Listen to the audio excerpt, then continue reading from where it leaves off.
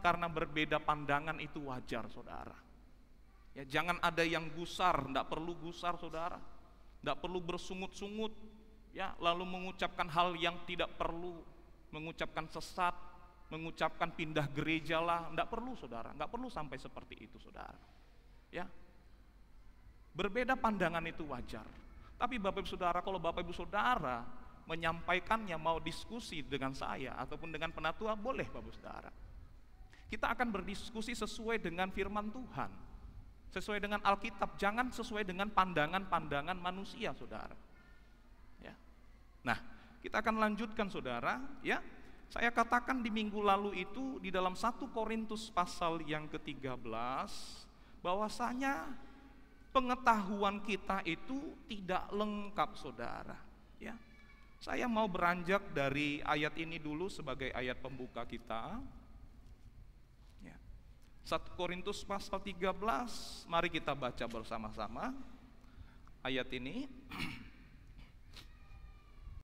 Kita baca ayat yang ke-9-nya saja, kita baca yang ayat 9-nya bersama-sama. 1 Korintus 13 ayat yang ke-9. 1, 2, 3, iya. Sebab pengetahuan kita tidak lengkap dan nubuat kita tidak sempurna. Kenapa Rasul Paulus menuliskan pernyataan yang demikian, saudara, ketika dia berbicara tentang kasih, saudara? Ini dia mengajarkan tentang kasih, dan ayat-ayat sebelumnya dia mengajarkan bagaimana karunia-karunia roh itu, di mana karunia roh itu sangat penting, berguna untuk membangun kehidupan seseorang pribadinya, maupun juga kehidupan banyak orang, yaitu jemaat. Tapi Rasul Paulus dikatakan dalam ayat 31-nya, dia katakan ini yang lebih utama, jalan yang lebih utama aku tunjukkan samamu. Baru dia berbicara tentang kasih. Nah, ketika dia memaparkan tentang kasih, dia mengatakan, saudara, pengetahuan kita itu tidak lengkap. Tapi yang apa, Bapak Saudara, yang perlu kita utamakan yaitu adalah kasih. Kasih ini adalah, Bapak Saudara, keputusan seseorang. Bukanlah perasaan. Kalau ada yang mengikuti, Bapak Saudara, pelajaran di dalam PA, saya menyampaikan hal ini. Kasih itu adalah keputusan seseorang untuk melakukan kehendak Allah. Bukan sebatas perasaan kita, saudara, bukan. Tapi itu keputusan kita. Ya, keputusan kita. Coba ditampilkan terlebih dahulu di dalam versi bahasa Indonesia sehari-harinya untuk ayat ini. Versi bahasa Indonesia sehari-harinya untuk ayat ini, ya. Di sana dikatakan sebab pengetahuan kita dan kesanggupan kita untuk menyampaikan berita dari Allah masih kurang sempurna. Lalu dia katakan, ya, di ayat yang berikutnya, nanti akan tiba waktunya akan membuat semuanya sempurna. Dan semuanya yang tidak sempurna itu akan hilang. Lalu ketika dia menyampaikan ini, saudara, yang sempurna, yang tidak sempurna itu akan hilang. Dia gambarkan seperti anak yang bertumbuh. Ketika anak bertumbuh, di minggu lalu saya sampaikan, seorang yang bertumbuh dewasa, dia tidak akan mengadopsi lagi, dia tidak akan mengacu lagi, dia tidak akan menggunakan referensi caranya berpikir, referensi caranya berbicara, merasa seperti kanak-kanak.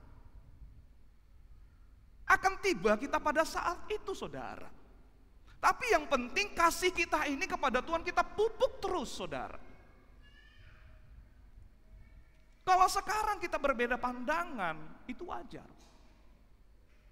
Karena tidak bisa engkau paksakan, ya, walaupun kita mengajarkannya kepada seorang anak, katakanlah anak kita, saudara,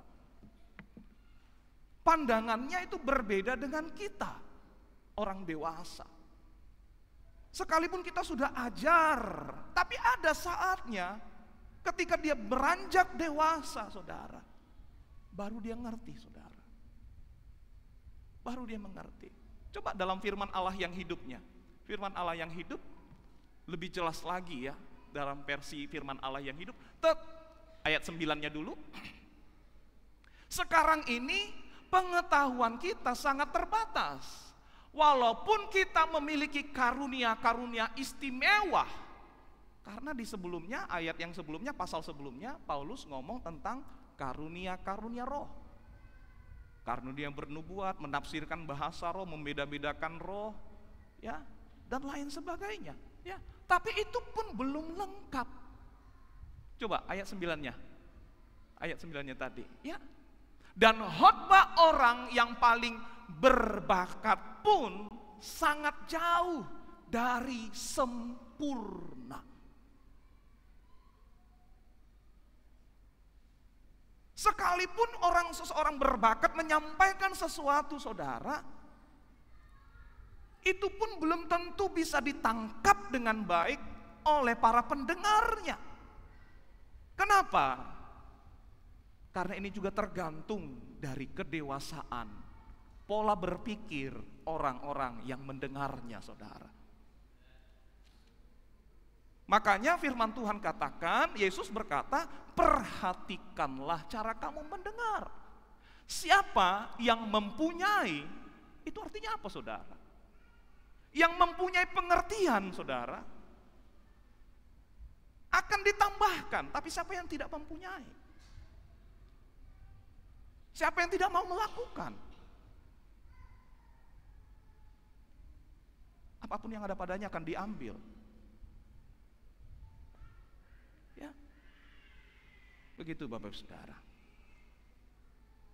Mari coba kita kembali dalam Wahyu pasal yang ke-21 itu, ya. Kita kembali baca ayat ini Bapak Saudara. Ayat yang pertama. Wahyu 21 ayat yang pertama. Ya. Firman Tuhan. Lalu aku melihat langit yang baru dan bumi yang baru, sebab langit yang pertama dan bumi yang pertama telah berlalu. Iya, ya. Tolong slide saya dipersiapkan, ditampilkan, ya. Bapak Ibu Saudara, perlu kita ketahui, ya, bahwa kitab Wahyu ini masuk dalam kategori ataupun kelompok kitab apokaliptik. Ya. Kitab apokaliptik itu yaitu sebuah kitab yang berisi penyingkapan, pembukaan, ya, penyataan rahasia.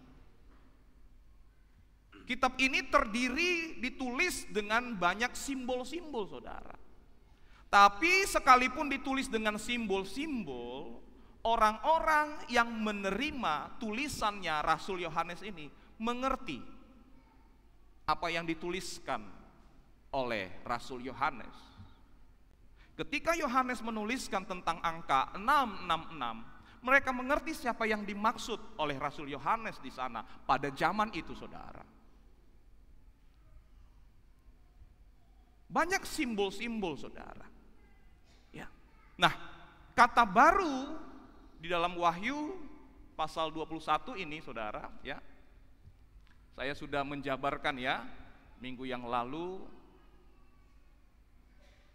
Nah, kata baru di dalam Wahyu ini, saudara, Wahyu 21 itu ditulis dengan kata ini, kata kainos, ya. Kainos itu artinya new in nature, baru dalam sifatnya. Artinya ketika mengalami pembaharuan, implikasinya atau akibat yang muncul akibat pembaruan itu, maka yang ada adalah sesuatu yang lebih baik, kualitasnya lebih baik. Ini kainos, saudara. Langit yang baru dan bumi yang baru.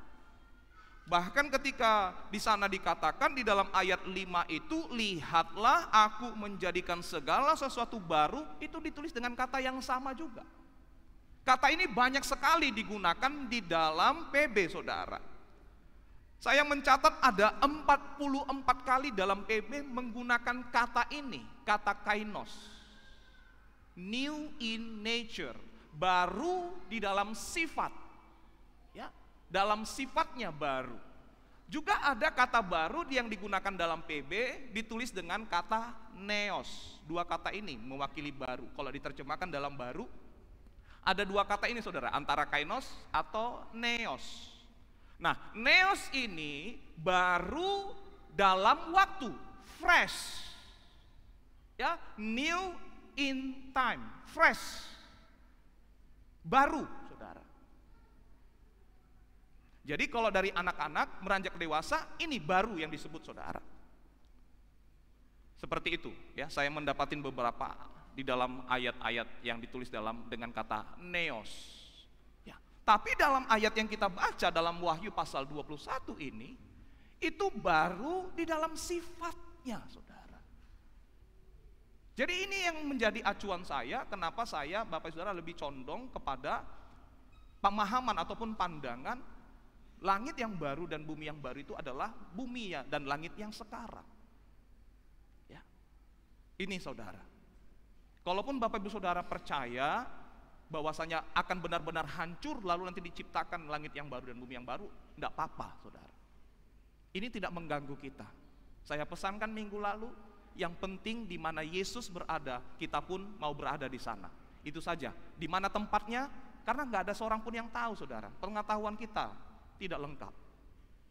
Tapi suatu saat saya percaya, ya, seiring semakin bertambah dewasanya kita di dalam Tuhan, pola pikir kita yang akan semakin diubah terus lewat kebenaran firman yang kita dengarkan.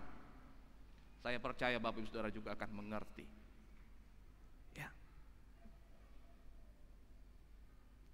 Saya mau tunjukkan Bapak Saudara, kita mau lihat beberapa ayat di dalam PB yang menggunakan kata kainos, ya, supaya kita dapat gambaran yang lebih luas, ya saudara, ya.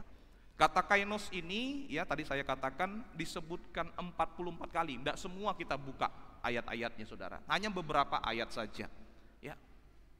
Sebagai contoh Bapak Ibu Saudara, di dalam kitab, kita buka terlebih dahulu, ya, Galatia. Sebelum ke Galatia kita buka 2 Korintus, ya. 2 Korintus pasal 5 ayat yang ke-17. 2 Korintus pasal 5 ayat 17, ini ayat yang sudah biasa, ya. Coba dibaca, Pak. Firman Tuhan, jadi siapa yang ada di dalam Kristus, ia adalah ciptaan baru. Ya. Yang lama sudah berlalu, sesungguhnya yang baru sudah datang. Nah, ini pemakaian kata kainos yang bisa kita dapatin Bapak Saudara untuk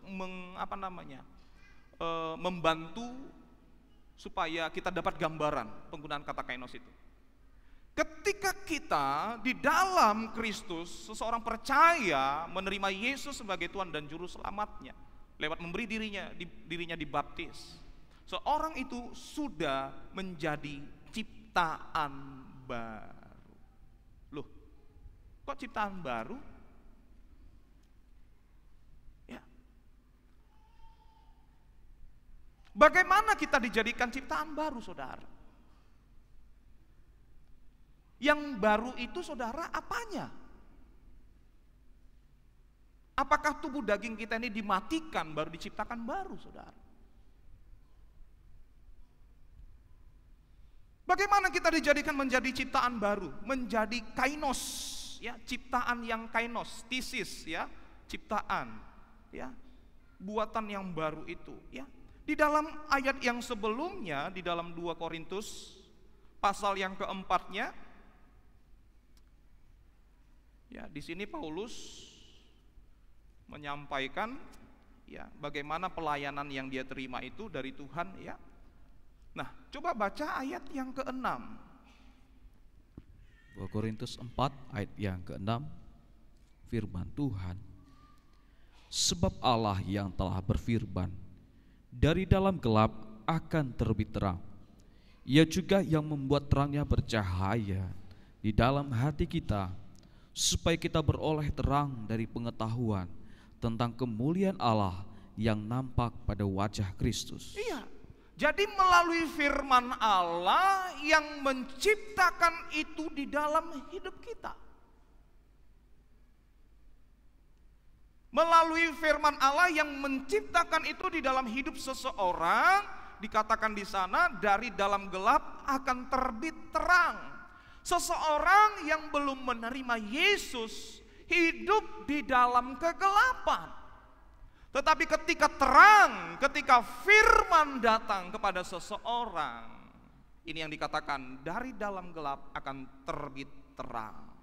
Ia juga yang membuat terangnya, firman-Nya bercahaya di dalam hati kita, supaya kita beroleh terang. Kalau sudah terang, saudara, jelas bisa nampak, bisa ngerti, bisa kenal, saudara.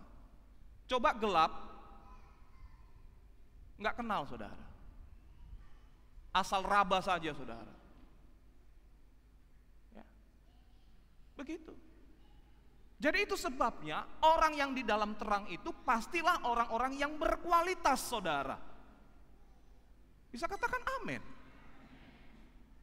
Karena dia bisa mengerti, bisa kenal, saudara. Tuhan, ya, Allah di sana dikatakan, yaitu pribadi Bapa. Ya, Allah yang membuat terangnya, terang Allah bercahaya di dalam hati kita, supaya kita beroleh terang dari pengetahuan tentang kemuliaan Allah, kemuliaan Bapa yang nampak pada wajah Kristus.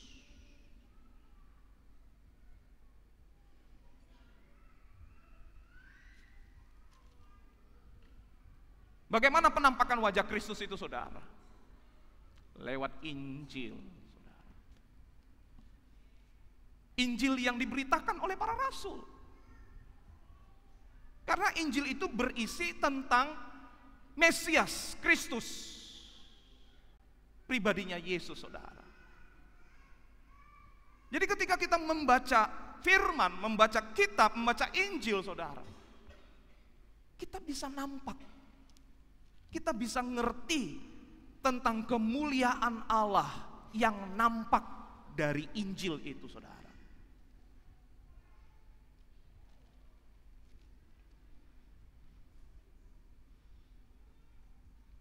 Jadi ketika kita dijadikan ciptaan yang baru, saudara, kita yang lama, ya, secara fisik, secara lahiriah tidak dimatikan.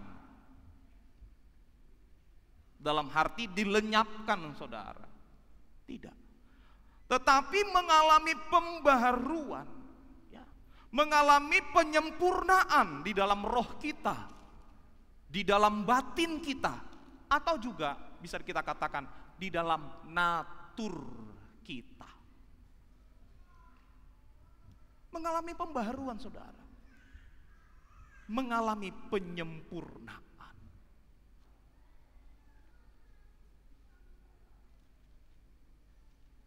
Itu sebabnya kita bisa ngerti kenapa Petrus itu ngomong di dalam 1 Petrus pasal 4 ayat yang pertama, ini diperoleh lewat penderitaan badani, saudara.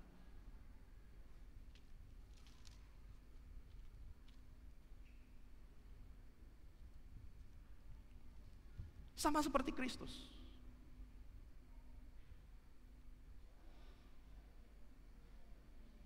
Jadi tujuannya apa setelah kita mengalami pembaharuan, mengalami penyempurnaan di dalam roh kita, dalam batin kita, ataupun di dalam natur kita, tujuannya supaya apa? Supaya nanti di langit yang baru dan bumi yang baru, secara natural kita mengasihi Allah. Kita menghormati Allah. Kita takut akan Allah secara natural. Tapi sejak hidup di bumi yang sekarang ini kita sudah mempersiapkan diri. Kita melatih diri kita. Kita mengubah kodrat kita lewat dipimpin oleh Roh Kudus, saudara. Saudara, ketika kita membaca dalam 1 Yohanes pasal 2 ayat 15 sampai yang ke-16 itu, coba kita ke sana ya. Ini sudah pernah disampaikan hamba Tuhan Bapak PDP Hot Benri ya dalam ibadah Rabu, saudara.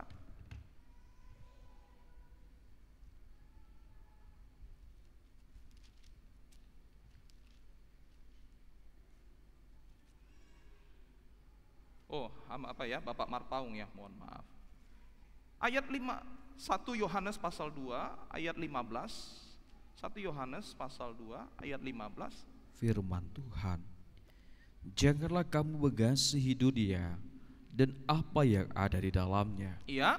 Jikalau orang mengasihi dunia, maka kasih akan Bapa tidak ada di dalam orang itu. Ayat 16. Sebab semua yang ada di dalam dunia, yaitu keinginan daging dan keinginan mata, serta keangkuhan hidup, bukanlah berasal dari Bapa, melainkan dari dunia. Iya, Bapak Ibu Saudara, ini adalah proses perubahan kodrat kita.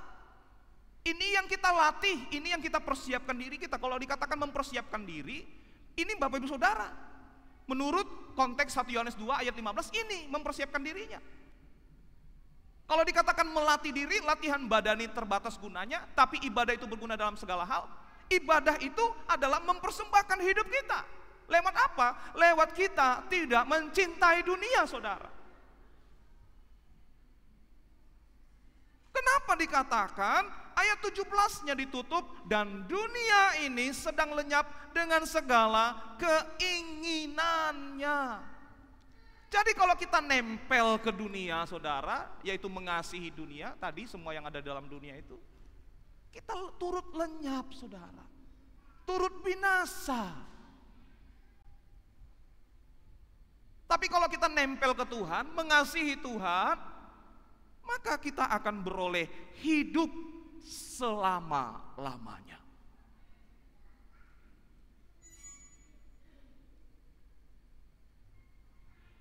Jadi tujuannya itu supaya kita nanti di langit yang baru dan bumi yang baru bisa mengasihi Tuhan secara natural, saudara. Bukan paksaan, latihannya selama hidup di bumi. Selama umur yang Tuhan percayakan, anugerahkan bagi kita. Ini latihannya, saudara. Latihan mengasihi Tuhan, mempersiapkan diri.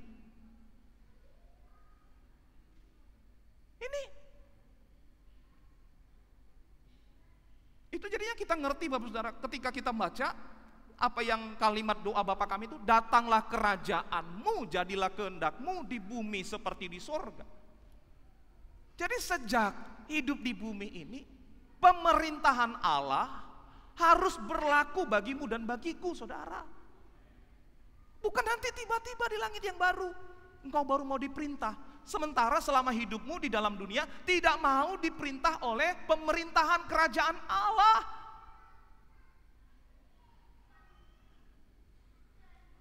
Kalau kita rindu bersama-sama nanti di sana di langit baru yang bumi yang baru, saudara. Mari sejak hidup di bumi sekarang ini kita mau diperintah oleh pemerintahan kerajaan Allah. Begitu Bapak Ibu Saudara. Jadi hidup seseorang yang menjadi ciptaan baru itu bisa kita istilahkan sebagai suatu zona, ya, suatu daerah ataupun dunia baru di mana Allah di sana memerintah di dalamnya. Dulu sebelum kita mengenal Kristus ataupun menerima Yesus sebagai Tuhan dan Juru Selamat, sebelum kita menerima terang, kita ada di dalam kegelapan. Zona kita adalah zona kegelapan. Daerah kita adalah daerah kegelapan. Dunia kita dunia kegelapan. Yang memerintah di sana adalah iblis, saudara. Tapi ketika kita menerima terang, menerima Yesus, ini zonanya berubah, saudara. Dunianya berubah. Itu sebabnya ada kata dipisahkan. Makanya Yesus katakan, kamu bukan dari dunia. Setiap orang yang percaya itu bukan dari dunia karena sudah dipisahkan, saudara. Tapi siapa orang yang mau dipisahkan? Tentulah orang-orang yang mau percaya. Siapa orang-orang percaya itu, Bapak Saudara? Katakan saya. Sama-sama katakan, saudara, saya orang percaya. Amin. Ya. Jadi ketika nanti Allah memerintah di dalam langit yang baru. Sebab di sana benar-benar Allah itu berdiam, saudara. Coba kita kembali dalam Wahyu 21. Di sana itu Allah berdiam, berkemah di sana, tinggal. Kalau dalam bahasa Inggrisnya dikatakan live, ya, live with them, ya, He will live with them. Ayat yang ketiganya, Wahyu 21 ayat 3. Wahyu 21 ayat yang ketiga.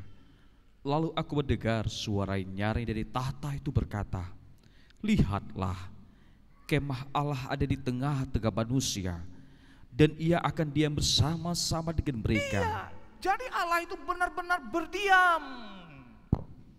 Jadi benar-benar terjadi pemulihan kembali hubungan, saudara, dengan sempurna. Seperti dulu manusia, Adam dan Hawa diciptakan pertama sekali dalam Kejadian, di dalam Taman Eden. Allah bebas berjalan-jalan, berinteraksi dengan manusia, Bapak Saudara. Itulah yang mau Allah pulihkan. Sebab waktu Allah menciptakan pertama sekali langit dan bumi, Dia sudah berfirman, sungguh amat baik, artinya perfect, saudara. Di dalam pandangan Allah itu sempurna. Tapi kenapa bumi jadi rusak, jadi terkutuk? Karena manusia.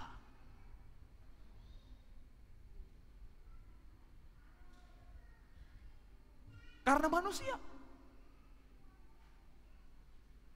Ketika Allah berfirman kepadamu, aku akan memusnahkan bumi, memusnahkan manusia. Ini merupakan pemurnian, saudara. Yang dimatikan adalah manusia-manusia. Tapi orang pilihan, Tuhan katakan persiapkan bahtera.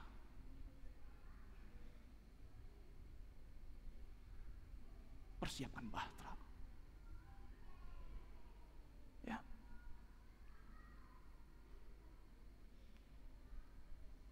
Jadi 2 Korintus 5:17 ini mengenai ciptaan baru, ini sejalan dengan apa yang dikatakan Paulus juga dalam Filipi 3:20-21 minggu lalu yang kita baca. Dari sana kita menantikan Kristus datang yang akan mengubah tubuh kita yang hina ini, dia katakan. Mengubahkan tubuh kita yang hina ini. Itu ya penggunaan kata kainos dalam 2 Korintus pasal 5 ayat 17. Juga Bapak Saudara beberapa ayat lain, Galatia 6 ayat 15. Di sana ya dalam Galatia 6 ayat 15 coba.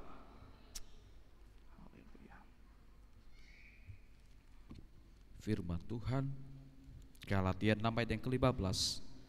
Sebab bersunat atau tidak bersunat tidak ada artinya, ya, tetapi menjadi ciptaan baru itulah yang ada artinya. Ya. Pada masa itu ribut, saudara. Kalian nggak benar, nggak betul-betul umat Tuhan karena kalian nggak disunat. Kamilah yang benar. Jadi Paulus katakan sunat nggak bersunat itu nggak ada arti. Yang ada artinya itu menjadi ciptaan baru. Jangan mempeributkan hal-hal yang lahiriah, saudara.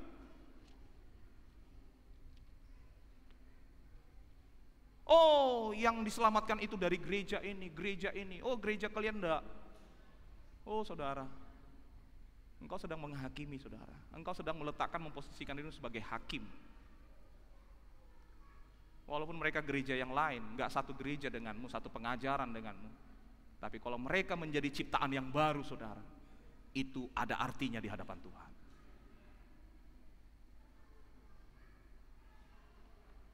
Tentu tanggung jawabnya berbeda dari kita yang menerima firman, pengajaran. Saya nggak bisa klaim Bapak Saudara kita ini penikmat firman pengajaran. Orang lain nggak firman pengajaran. Saya nggak mau mengklaim begitu, saudara. Ya. Kalau seseorang menyampaikan firman itu pengajaran, saudara. Saya tidak berani klaim apa itu firman pengajaran. Saya tidak berani klaim, saudara. Mungkin saya masih pendeta kecil, saudara. Tidak tahu nanti kalau udah besar nanti, saudara. Doakan Bapak Saudara supaya tidak mengklaim-klaim begitu, saudara. Ya. Ya. Jadi menjadi ciptaan baru, di sana juga kata baru itu ditulis dengan kata kainos, saudara. Jadi tubuhnya tidak dimatikan, tapi mengalami penyempurnaan di dalam roh, dalam batin, di dalam naturnya saudara.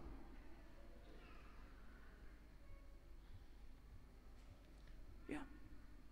Efesus 4:24 juga mengatakan demikian, mengenakan manusia baru. Nah, ketika dikatakan mengenakan manusia baru, lalu yang lamanya kemana saudara? Apa yang manusia baru itu? Ini tadi, pembaharuan saudara. Pola pikirnya baru diperbaharui, batinnya diperbaharui, rohnya diperbaharui. Itu sebenarnya sama saja Bapak Saudara ya. Artinya hidup seseorang itu dibaharui. Ya. Efesus 4:24 tidak usah dibaca ya. Lalu yang lamanya kemana saudara? Ini ditelan sama yang baru. Tubuhmu masih di situ saudara. Hot Benry yang dulu tidak sama dengan Hot Benry yang sekarang. Ya, tidak sama. Mengalami pembaharuan. Tapi kalau sama, berarti engkau tidak mengalami pembaharuan. Ini bisa kita cek saudara. Ya, kita harus jujur, terbuka sama Tuhan. Kita mengalami pembaharuankah? Seiring dengan lamanya kita menjadi Kristen, kata Paulus sudah seharusnya menjadi pengajar. Mengalami pembaharuan enggak? Maksimal enggak pertumbuhannya? Maksimal enggak pembaharuannya saudara?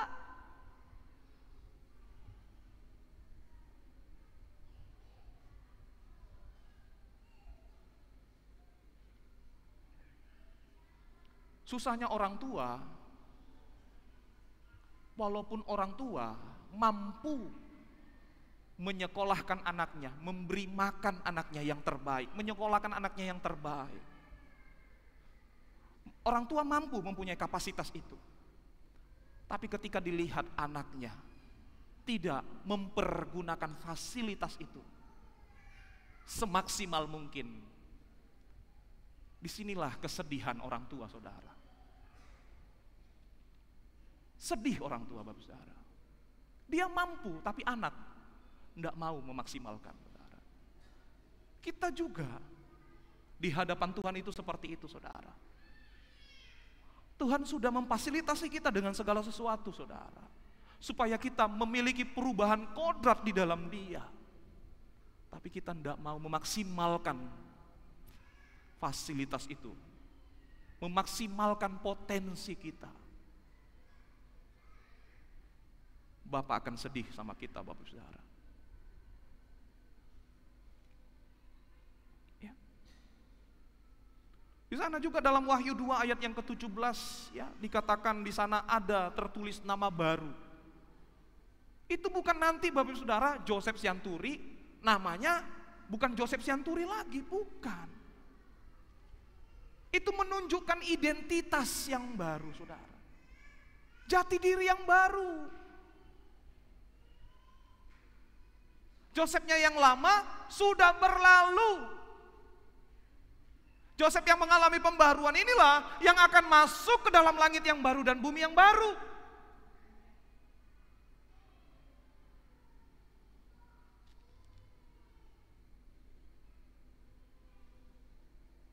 Saya katakan tadi saudara, di dalam kitab Wahyu ini penuh dengan simbol-simbol. Tapi pesan yang disampaikan Rasul Yohanes di sini, yang ingin dia sampaikan kepada 7 jemaat di Asia kecil adalah supaya mereka tetap kuat dan setia kepada Tuhan sampai akhir hidup mereka, meskipun mereka dalam penderitaan. Itu bisa kita dapatin saudara. Sebab di sana dia katakan Tuhan berjanji akan menghapuskan segala air mata. Tuhan berjanji nanti tempat tinggal mereka itu kelak di langit baru dan bumi baru akan dihapuskan segala bentuk penderitaan. Oleh sebab itu kuat, tetap setia kepada Tuhan. Karena pada masa itu pemerintahan Roma begitu kejam terhadap gereja saudara. Tentunya surat yang ditulis oleh Yohanes harus pakai simbol, saudara. Tidak boleh terang-terangan. Karena gereja sudah dihimpit pada masa itu. Kalau dihimpit ketika dibaca suratnya saudara, bisa dibakar saudara, nggak nyampe. Karena Yohanes itu ada di Pulau Patmos, siapa yang nyampaikan saudara suratnya? Saya percaya yang nyampaikan itu saudara adalah Bapak saudara prajurit-prajurit Roma juga. Tolong sampaikan. Karena dia kan sendiri di Pulau Patmos saudara. Jadi ada simbol. Tapi isi pesan Rasul Yohanes kepada 7 jemaat di Asia Kecil, supaya tetap kuat dan setia dalam Tuhan. Ya. Karena ada masanya nanti di akhir hidupmu. Ya. Di dalam ayat yang ketiga Wahyu 21 ayat 3. Ya. Ayat 3 sampai yang kelima itu ya. Ayat 4-nya tadi ayat 3 sudah kita baca. Ia akan menghapus segala air mata dari mata mereka, dan maut tidak akan ada lagi, dan seterusnya. Ini satu keadaan yang benar-benar bahagia saudara. Tidak ada di dalam langit yang lama dan bumi yang lama hal yang seperti ini. Maut pun tidak ada lagi, kematian tidak ada lagi saudara. Makanya kita dapatin kepada 7 jemaat di Asia Kecil itu selalu diakhiri dalam pesannya, barang siapa menang. Barang siapa menang. Itu menunjukkan kuat, tetap setia. Barang siapa menang. Jadi pengalaman-pengalaman yang berbeda-beda, tetapi pesannya barang siapa menang. Tidak sama-sama pergumulan kita Bapak Ibu Saudara. 7 jemaat ini mewakili kita. Ada yang sombong karena kaya, tapi diingatkan saudara. Tapi juga pesan terakhirnya, barang siapa menang. Ada juga yang napogos-pogos saudara. Tapi tetap dikatakan barang siapa yang menang. Bukan karena napogos, boleh. Karena kau pogos, gak usah menang ya. Udah cukup menderita kau. Enggak saudara, tetap pesannya sama. Barang siapa menang. Karena itu nanti yang bersama dengan Allah. Allah berdiam nanti di langit yang baru dan bumi yang baru, bersama dengan orang-orang yang seperti itu yang menang saudara.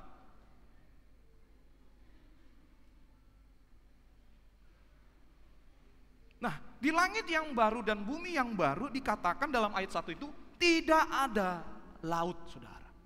Nah, apa itu laut saudara? Ya, tidak ada laut. Saya menemukan di dalam kitab Wahyu, laut itu merupakan tempat asal monster laut ataupun binatang yang keluar dari dalam laut. Ya, di dalam Wahyu pasal 13 dan juga ini menunjuk kepada tahta Babel, ya, tahta pelacur besar. Walaupun dikatakan pelacur besar, ini bukan benar-benar pelacur secara yang kita ngerti secara jasmani, bukan, saudara. Tapi ini menyimbolkan saudara kerajaan Roma pada masa itu. Babel itu menunjuk kerajaan Roma pada masa itu, saudara. Itu yang menguasai gereja, itu yang menguasai orang-orang percaya, yang menindas orang-orang percaya pada masa itu. Ya, coba kita lihat dulu ya, dalam Wahyu pasal 13 ini menunjuk kepada monster yang keluar dari dalam laut, binatang dari dalam laut itu saudara. Wahyu 13 ayat yang pertama. Wahyu pasal 13 firman Tuhan. Lalu aku melihat seekor binatang keluar dari dalam laut, bertanduk 10 dan berkepala 7. Di atas tanduk-tanduknya terdapat 10 mahkota, dan pada kepalanya tertulis nama-nama hujan. Perhatikan, ini adalah gambaran makhluk itu saudara, yang keluar dari dalam laut. Binatang yang keluar dari dalam laut ini, di kepalanya tertulis nama-nama hujat. Kalau kita mengacu kepada ayat berikutnya, ya, penuh kesombongan dan hujat. Ya, nanti boleh baca di rumah saudara. Menghujat Allah, menghujat namanya, dan kemah kediamannya, dan semua mereka yang diam di surga. Ini merujuk laut saudara. Yang pertama, laut itu menunjuk juga kepada tahta Babel atau tahta pelacur besar. Wahyu 17 ayat yang pertama. Lalu datanglah seorang dari ketujuh malaikat. Ia membawa ketujuh cawan itu dan berkata kepadaku, "Mari ke sini, aku akan menunjukkan kepadamu putusan atas pelacur besar yang duduk di tempat yang banyak airnya." Iya, yang banyak airnya itu laut, saudara. Ini merupakan tahtanya Babel, tahtanya pelacur besar. Jadi ini saudara menunjukkan, menggambarkan kekacauan dan kekuatan iblis yang tidak ada lagi nanti di langit yang baru dan bumi yang baru. Tidak ada lagi di sana. Kekuatan dan kekacauan tidak ada lagi di langit yang baru dan bumi yang baru. Pemberontakan tidak ada lagi di sana. Jadi kalau kita sekarang memberontak, ini yang harus kita matikan. Kan daging kita berontak ketika kita melakukan kebenaran, Bapak Ibu Saudara. Tidak cocok bagi dia, bukan itu naturnya. Ketika natur ilahi mau menelan natur dosa, kodrat dosa, ini perlawanan, saudara. Tapi siapa yang mau kita menangkan, saudara? Ini kan keputusan kita. Kasih itu adalah keputusan, saudara. Tergantung kasih kita kepada Tuhan. Nah, di dalam Yesaya pasal 57 juga, Nabi Yesaya di sana menggambarkan laut itu sebagai orang-orang fasik. Ya, orang-orang fasik itu adalah orang-orang yang tidak takut Tuhan, orang-orang yang tidak mengenal Tuhan. Yesaya 57 ayat yang ke-20. Firman Tuhan, tetapi orang-orang fasik adalah seperti laut yang berombak-ombak, sebab tidak dapat tenang. Terus? Dan arusnya menimbulkan sampah dan lumpur. Ada ayat 21-nya? Tiada damai bagi orang-orang fasik itu, firman Allahku. Iya. Ini. Jadi Rasul Yohanes ketika dia katakan tidak ada laut nanti di langit yang baru dan bumi yang baru itu tidak nampak, tidak ada lagi laut di sana. Dia menunjukkan tidak ada lagi orang-orang yang tidak mengenal Allah, orang-orang fasik, kekuatan dan kekacauan yang diakibatkan iblis nggak ada lagi. Karena di ayat sebelumnya Rasul Yohanes melihat iblis dan kerajaannya, kerajaan maut itu dicampakkan ke dalam lautan api. Sudah tidak ada lagi. Benar-benar dimurnikan langit dan baru, langit dan bumi itu, saudara. Dimurnikan. Yang tersisa hanyalah orang-orang pilihan, saudara. Makanya dikatakan ketika ada orang-orang pilihan, ya digambarkan Yesaya dalam Yesaya 11. Ini aman. Tidak ada lagi yang memberontak di dalam gunung kudusnya Tuhan. Itu gambaran, saudara. Kalau sekarang terjadi perselisihan, ini yang perlu kita matikan di dalam diri kita. Perselisihan antara suami dan istri, ya, mertua dengan menantu, mertua dengan parumain, dengan tetangga. Matikan.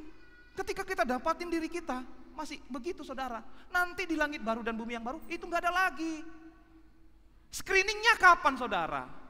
Saringannya kapan? Sekarang. Bukan nanti. Aku masih belum beres, bah, mau kubereskan. Udah terlambat, kayak gadis yang bodoh, saudara. Terlambat. Sekarang screeningnya. Makanya rajin-rajin, bapak saudara, check up. Ya. Check upnya kapan, saudara? Saat ku menyembahmu, rohmu bekerja. Roh bekerja untuk apa, saudara? Menyelidiki hati nuranimu dan hati nuraniku. Diselidiki. Ketika diselidiki gimana? Mau sadar, mau menyesal, bertobat, nangis, atau cuek biasa aja, saudara? Udah biasanya aku kayak gitu. Memang beginilah aku. Oh, nggak bisa gitu, saudara. Kasih itu tidak bisa seperti itu. Kasih itu menyesuaikan dengan orang yang kita kasihi, saudara. Itu namanya kasih, saudara. Jadi nggak ada lagi laut di sana. Ini bukan berarti, saudara, nanti di langit yang baru dan bumi yang baru enggak ada pantai. Bukan. Ada pantai, saudara. Kalau mau ke pantai nanti bisa ke sana, saudara. Ya, ada pantai, saudara. Indah. Ya, saya katakan Tuhan yang kita sembah itu bukanlah Tuhan yang kaku, saudara. Rasul Paulus katakan apa yang tidak pernah dipikirkan, yang tidak pernah dilihat, yang tidak pernah didengar, itu yang Tuhan sediakan bagi setiap orang-orang yang mengasihi Tuhan. Wow, saudara. Kau melihat sekarang dunia ini sudah indah menurutmu. Nanti di langit yang baru dan bumi yang baru mengalami penyempurnaan lebih indah dari apa yang kita lihat sekarang ini, saudara. Bahkan Rasul Yohanes melihatnya, wah, baru ya, tidak pernah nampak, saudara. Tidak pernah nampak yang seperti itu bagi dia di zaman itu, saudara. Tentunya ketika Tuhan memberikan penampakan, saudara, ya hal yang baru kepada Yohanes karena tidak ada di zaman itu. Jadi dia nggak bisa gambarkan, saudara. Ketika dia berbicara tentang kuda, itu kan peperangan, saudara, alat perang, kekuatan tempur, saudara. Jadi itu semua simbol-simbol, saudara, ya. Simbol-simbol. Nah, Bapak Ibu Saudara, di langit yang baru, ya, langit yang baru dan bumi yang baru itu adalah sesuatu yang dijanjikan Tuhan dan dijadikan oleh Tuhan sendiri. Ya, Tuhan sendiri yang menjanjikan dan Tuhan sendiri yang menjadikannya. Tidak ada campur tangan manusia. Tidak ada campur tangan manusia, Bapak Saudara. Di dalam Wahyu 2:21 ayat yang kelima, di sana Tuhan berfirman di sana, lihatlah aku menjadikan segala sesuatu baru. Ya, dia sendiri yang menjadikan, saudara. Lalu di dalam 2 Petrus pasal 3, ya sedikit lagi ya Bapak Saudara ya. 2 Petrus pasal 3 ayat yang ke-13. Dia sendiri yang menjanjikannya, ya.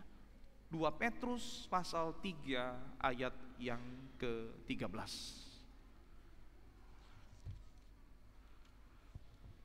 Haleluya. Demikian firman Tuhan.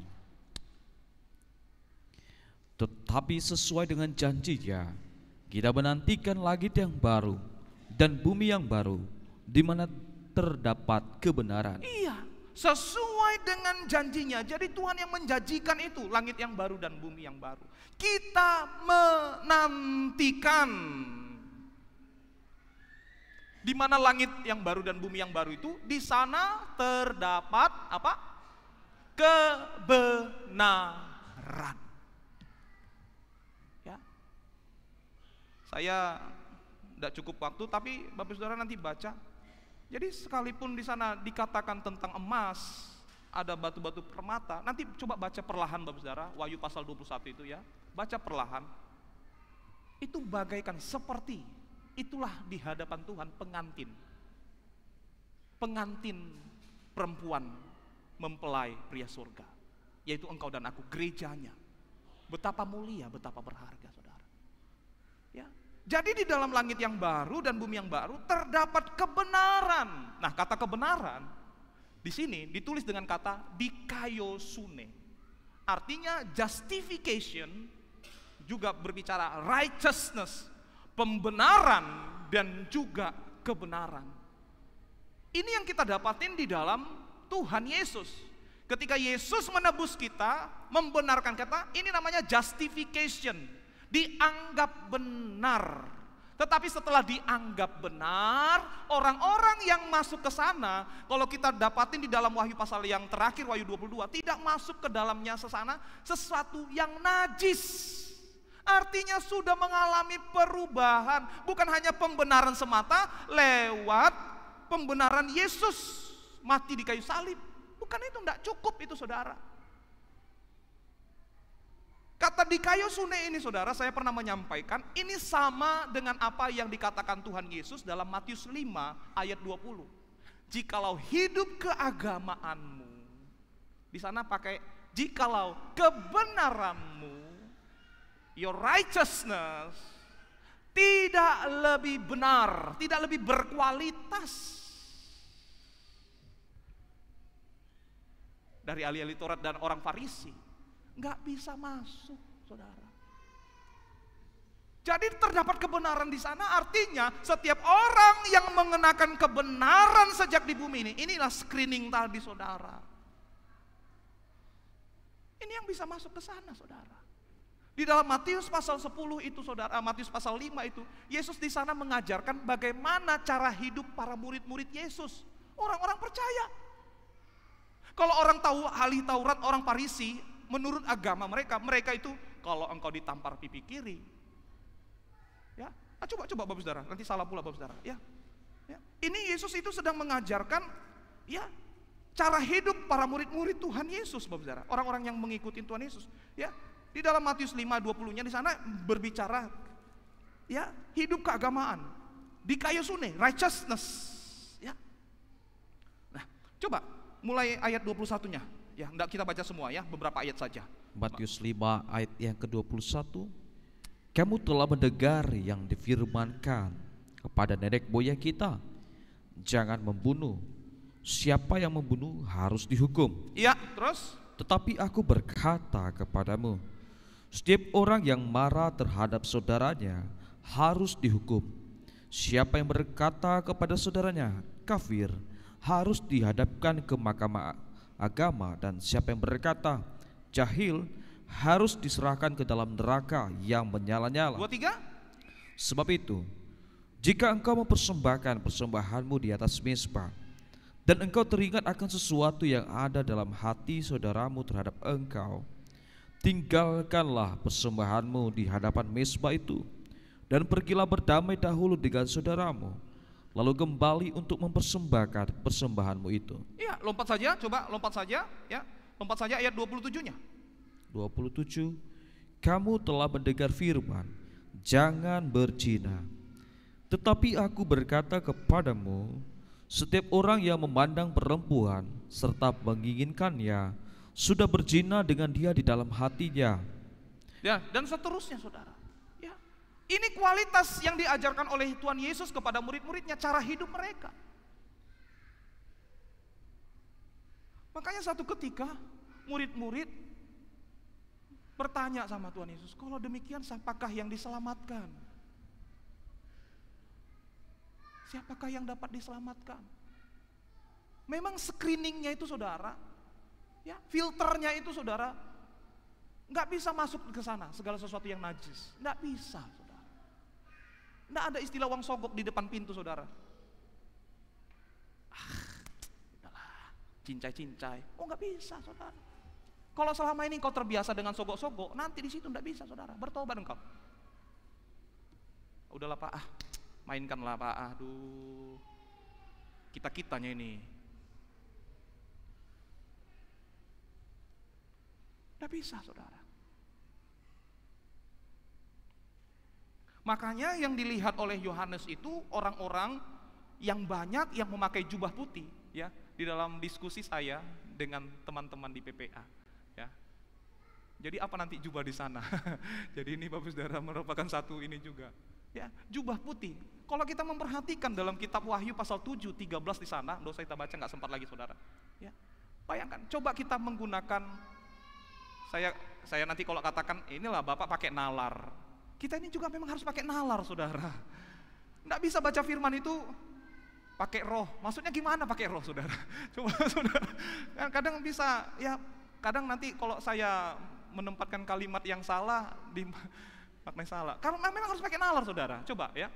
Nanti baca di rumah Wahyu pasal 7 mulai ayat 13. Ketika orang-orang banyak yang dilihat oleh Yohanes di sana. Mereka itu adalah orang-orang yang memakai jubah putih. Oh, tapi lihat, jubah putih itu dikatakan putih yang membasuh jubahnya di dalam darah anak domba. Nah, kalau kita berbicara darah, berarti merah toh? Kenapa jubah putih, jubah yang dibasuh, atau kalau tadi katakan hitam, dibasuh dalam darah jadi putih? Jadi saudara, ini bukan berbicara pakaiannya putih nanti di sana semua. Bukan saudara, ya itu hanya gambaran saudara. Wahyu 19 jelas sekali mengatakan itu perbuatan orang benar saudara. Oh haleluya. Jadi saya katakan nanti kalau segala sesuatu kita tinggalkan di dunia ini, apa yang engkau capai, apa yang kau punya, apa yang engkau perjuangkan seumur hidupmu, engkau akan tinggalkan segala sesuatunya. Yang engkau bawa itu perbuatanmu ini, saudara, di hadapan Tuhan. Ini yang kau persembahkan, Tuhan, seumur hidupku. Kalau kau nanti meninggal tutup usia 70 tahun, selama 70 tahun yang Tuhan percayakan, ini buahnya Tuhan. Ini yang kita persembahkan, saudara. Kalau nanti, jauh-jauh lah Tuhan ya, semoga kita ini semua diberi umur yang panjang. Tapi kalau ada yang tutup usia 30 tahun, 30 tahunmu itu pun juga harus kau pertanggungjawabkan. Tuhan, 30 tahun Tuhan percayakan kepada saya, ini buahnya. Semua. Pakai mana kalau ada bayi yang baru lahir meninggal? Itu bukan urusan kita, saudara. Itu sebabnya Wahyu 22 ayat 14 katakan, berbahagialah mereka yang membasuh jubahnya. Mereka akan memperoleh hak atas pohon-pohon kehidupan dan masuk melalui pintu-pintu gerbang ke dalam kota itu. Ini orang yang berbahagia, saudara. Jadi apa yang harus kita lakukan sembari kita menunggu langit yang baru dan bumi yang baru? Tadi Petrus katakan kita menantikan langit yang baru dan bumi yang baru. Apa yang harus kita lakukan? Ayat selanjutnya dalam 2 Petrus pasal 3 itu, saudara. Ayat 14, ayat yang ke-15-nya. Ya, Petrus menasihatkan ini yang harus kita lakukan sembari kita menantikan, sembari kita menunggu langit yang baru dan bumi yang baru. Coba Pak, ini ayat yang terakhir, saudara. Firman Tuhan, sebab itu, saudara-saudaraku ya kekasih, sambil menantikan semuanya ini, kamu harus berusaha. Kamu harus berusaha. Katakan kiri kanannya, kita harus berusaha ya. Sambil menantikan langit yang baru dan bumi yang baru, kita berusaha. Apa yang kita usahakan, saudara? Supaya kamu kedapatan tak bercacat dan tak bernoda di hadapannya dalam perdamaian dengan Dia. Supaya kita dapat berkenan di hadapan Tuhan. Tidak mudah untuk mempunyai hidup yang berkenan di hadapan Tuhan. Itu bisa kita dapatin gambarannya ketika Ratu Ester menghadap Raja Asweros. Ada konsekuensi ketika tidak berkenan dijumpai Raja, saudara. Mati. Tapi ini yang kita upayakan. Ayat 15-nya Pak. Anggaplah kesabaran Tuhan kita sebagai kesempatan bagimu untuk beroleh selamat. Iya, jadi kita harus menganggap ini kesabaran Tuhan. Kalau kita masih diberi umur panjang, anggap ini kesabaran Tuhan. Sabar naiho Tuhan, tuau. Katakan begitu, saudara. Aku yang keras ini Tuhan begitu sabar. Terus doakan, Tuhan sabarlah ya sama aku Tuhan. Tapi jangan gak berubah-berubah, saudara. Kalau kau katakan sabar ya Tuhan, sabar. Tuhan itu memang panjang sabar, saudara. Tapi ketika pada waktunya kita tidak bisa lagi berubah, saudara. Udah selesai, saudara. Kiranya firman Tuhan ini, saudara, menguatkan kita bersama. Haleluya, terpujilah Tuhan. Oh haleluya. Mari kita angkat pujian kita kepada Tuhan. Sabarnya Tuhan mengajariku